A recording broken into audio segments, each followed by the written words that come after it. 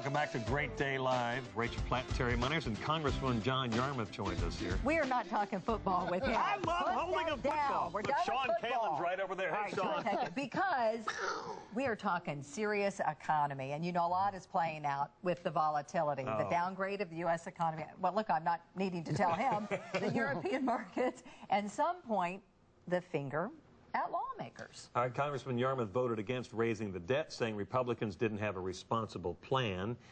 And you're here to join us now. It's good to see you again. It wasn't necessarily Republicans. I don't think either party had a responsible plan. So it was pretty much a bipartisan vote on both those who voted for it and those who voted against it. Substantial numbers of both parties. You know, and when you walked out, I said, this economy has me scared. Should I be scared? Well, yes, you should. I think there's really only one statistic that people need to know. Between 2007 and 2009, average household income in the United States declined by over $8,000. Wow. That's a 15% decline in actual buying power for every one of, on average, 120 million families. The demand in this economy has basically evaporated. And when you don't have demand for goods and services, then there's no need to keep people employed. And that's really what's happening. What keeps happening. It's very, there are a lot of aspects to it, but that's a fundamental thing you can't escape. Ooh, so what do you do? I mean, what do you do to get that demand back? I mean, what do we do?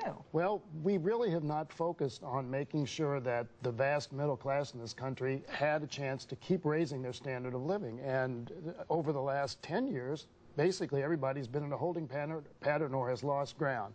Part of it's tax policy, part of it's making sure that we start investing in the kind of jobs that can be good paying jobs rather than minimum wage jobs. I mean, Rick Perry's out there talking about the Texas miracle. The vast majority, not majority, but a huge number of the jobs that have been created in Texas are minimum wage jobs. They don't even pay living wage. So that's not what we need to be doing. We need, and you know, some of these jobs are going to be in the energy sector. They're going to be high-tech jobs, but we need to focus on investing in research. We also need to make sure that we're providing the job training to give people who are now in the job market skills so they can actually fill some of these jobs. There are 3 million jobs that are not filled in this country right now, good jobs, because there aren't people qualified to actually do them. In general, are we telling, though, the American population, all of us are going to have to sacrifice a little bit more? Is that a necessary, or is the top end not stepping up? You know, Warren Buffett wrote his piece that started 1 million conversations. Of course, we've been talking about this for years.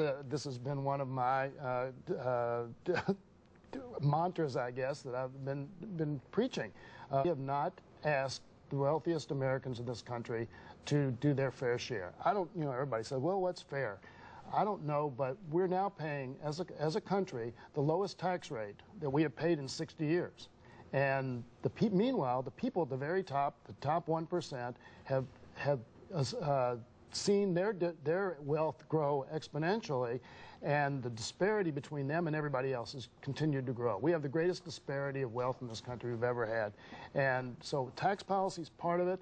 We need to make sure we have policies that promote job and wage growth, and not exporting jobs and not downsizing and those types of things. We're getting the wrap. I want to just ask you quickly. So many people everywhere I go say, throw them all out of office. I'm fed up with everything. And this was supposed to be the administration to make politics work. Are you hearing that, and do you worry about that? I know when you first went in, you said, my job isn't to get reelected, it's to help fix problems. Do you still feel that way, and do you worry about being reelected? I never worry about being reelected. As Terry knows, the worst thing that can happen to me is I play more golf. But, but you know, I get generally pretty good feedback in this community. People, because I try to help.